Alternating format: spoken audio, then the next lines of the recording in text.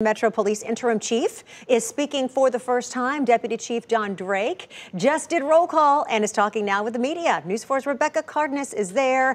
Rebecca, tell us how he seems and what you've learned so far. Hey, Tracy, he addressed just off the bat exactly what you just heard and saw Ryan describing down on Lower Broadway. The first thing that this interim chief wants to take care of is helping the mayor's office and the health department mitigate the spread of coronavirus by upping the enforcement of masks down on Lower Broadway and some of the problem areas around the city. Now, he did address the arrest of that homeless man earlier this week that was a subject of controversy for many people. He said the arrest itself was appropriate. The man did refuse to put a mask on when asked.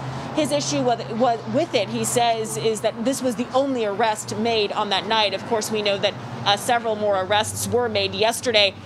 The interim chief went on to say that several departments have now been added to the patrols down on Lower Broadway. We know that a group of SROs have been managing that thus far. They've now added groups like the fire marshal, the sheriff's office, and the Department of Law in order to keep more eyes on the situation. They're also working with the health department to help mitigate the consumption of alcohol on the street. We know that people who have held a drink in their hand are some of the ones who have been able to sort of get away with not having a mask on as they're standing on the crowded sidewalks on Broadway.